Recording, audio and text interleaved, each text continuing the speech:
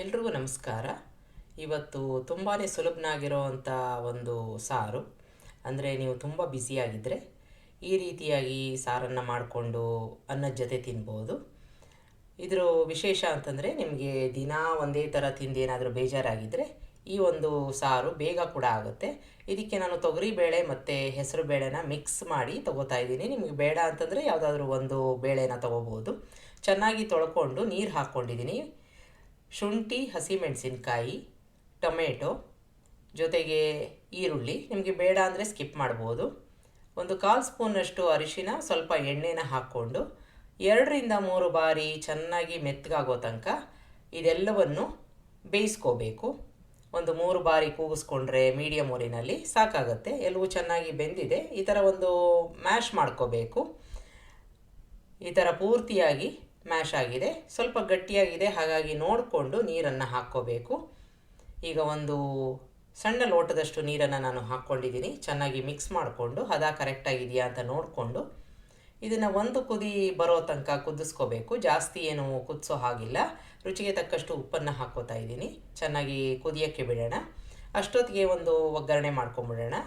ಒಂದು ಬಾಣಲೆ ಇಟ್ಕೊಂಡಿದ್ದೀನಿ. ಅದಕ್ಕೆ 1 ಸ್ಪೂನಷ್ಟು ತುಪ್ಪನ ಹಾಕ್ಕೋತಾ ಇದ್ದೀನಿ. ತುಪ್ಪ ಚೆನ್ನಾಗಿ ಕರಗಿದ ನಂತರ ಇದಕ್ಕೆ ಸಾಸಿವೆ, ಆನಂತರದಲ್ಲಿ ಒಂದು 1/4 ಸ್ಪೂನಷ್ಟು ಜೀರಿಗೆ, ಇದಾದಮೇಲೆ ಒಣಮೆಣಸಿನ್ಕಾಯಿ, ಕರಿಬೇವಿನ ಸೊಪ್ಪು, ಸ್ವಲ್ಪ ಇಂಗನ್ನು ಹಾಕ್ಕೋತಾ ಇದ್ದೀನಿ. ಈ ಒಂದು ಒಗ್ಗರಣೆನ ಚೆನ್ನಾಗಿ ಕುದೀತಾ ಇರೋ ಒಂದು ಸಾರಿಗೆ ಹಾಕ್ಕೋಬೇಕು. ತುಂಬಾ ಸರಳವಾಗಿರುತ್ತೆ, ಅಷ್ಟೇ ರುಚಿಯಾಗಿರುತ್ತೆ. ಬಿಸಿಯಾಗಿ ಸರ್ವ್ ಮಾಡಿದಾಗ ತುಂಬ ಚೆನ್ನಾಗಿರುತ್ತೆ. ಈಗ ಕೊತ್ತಂಬರಿ ಸೊಪ್ಪನ್ನು ಹಾಕ್ಕೊಂಡು ಚೆನ್ನಾಗಿ ಕುದ್ದಿದೆ ಅಂತಾದರೆ ಸ್ವಿಚ್ ಆಫ್ ಮಾಡ್ಕೊಂಬಿಡೋಣ. ಈಗ ಸ್ವಿಚ್ ಆಫ್ ಮಾಡ್ಕೊಂಡಿದ್ದಾದಮೇಲೆ ನಾನು ಒಂದು ಪೂರ್ತಿಯಾಗಿ ನಿಂಬೆಹಣ್ಣನ್ನು ಹಿಂಡ್ಕೋತಾ ಇದ್ದೀನಿ. ರುಚಿ ತುಂಬಾ ಚೆನ್ನಾಗಿರುತ್ತೆ. ಇದು ಸ್ವಿಚ್ ಆಫ್ ಮಾಡ್ಕೊಂಡ್ಮೇಲೆ ನಿಂಬೆಹಣ್ಣನ್ನು ಹಾಕ್ಕೋಬೇಕು. ಚೆನ್ನಾಗಿ ಮಿಕ್ಸ್ ಮಾಡಿಕೊಂಡು ಬಿಸಿ ಅನ್ನಕ್ಕೆ ಸರ್ವ್ ಮಾಡಿ ತುಂಬಾ ಚೆನ್ನಾಗಿರುತ್ತೆ. ನಿಮಗೆ ಬಾಯಿ ಕೆಟ್ಟಿದ್ರೆ, ಏನಾದರೂ ಹೊಸದಾಗಿ ರುಚಿ ಬೇಕು ಅಂತ ಅನಿಸಿದ್ರೆ ಇಷ್ಟು ಸರಳವಾಗಿರೋ ಒಂದು ಸಾರನ್ನು ತಿನ್ಬೋದು. ಇದ್ರ ಜೊತೆಗೆ ಒಂದು ಸೈಡ್ ಡಿಶ್ ಆಗಿ ಈ ಒಂದು ಬದನೆಕಾಯಿ ಬರುತ್ತಲ್ಲ, ಈ ಥರದ್ದು ನಾನು ತೊಗೊಂಡಿದ್ದೀನಿ. ಇದನ್ನು ತೊಟ್ಟಿನ ಭಾಗನ ತೆಗೆದು ಚೆನ್ನಾಗಿ ತೊಳ್ಕೊಂಡು ಆನಂತರದಲ್ಲಿ ಇದನ್ನು ಹೆಚ್ಕೊಳ್ಳೋಣ. ಇದನ್ನು ನೀವು ನಿಮಗೆ ಯಾವ ಥರ ಬೇಕೋ ಆ ಥರ ಹೆಚ್ಕೋಬೋದು. ಉದ್ದಕ್ಕೆ ಅಥವಾ ಗುಂಡಕ್ಕೆ ಯಾವುದಾದ್ರೂ ಹೆಚ್ಕೋಬೋದು. ನಾನಿಲ್ಲಿ ಉದ್ದಕ್ಕೆ ಹೆಚ್ಕೋತಾ ಇದ್ದೀನಿ. ತುಂಬ ತೆಳ್ಳಗೂ ಅಲ್ಲ, ತುಂಬ ದಪ್ಪಕ್ಕೂ ಅಲ್ಲ, ಆ ರೀತಿಯಾಗಿ ಹೆಚ್ಕೋತಾ ಇದ್ದೀನಿ.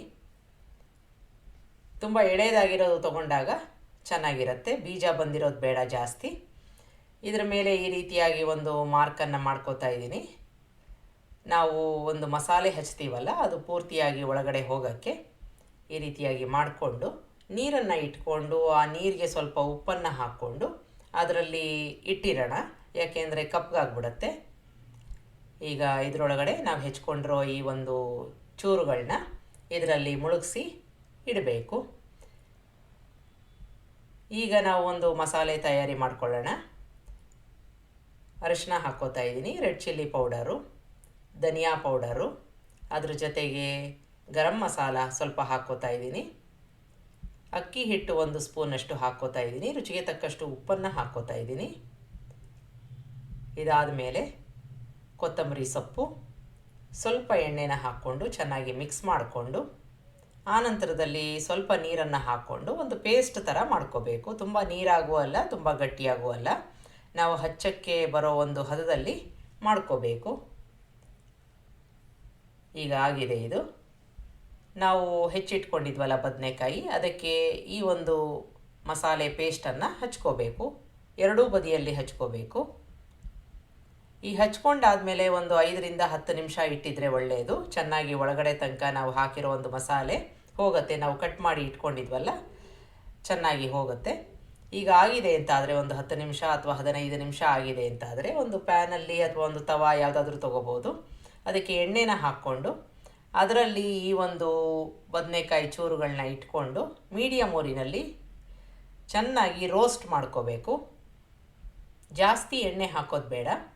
ಗರ್ಗರಿಯಾಗಿ ಆಗಬೇಕು, ಶ್ರಿಂಕ್ ಆಗುತ್ತೆ. ಅದು ತುಂಬ ಮೃದುವಾಗಿ ಇರೋದ್ರಿಂದ ಬೇಗ ಕೆಲಸ ಆಗುತ್ತೆ.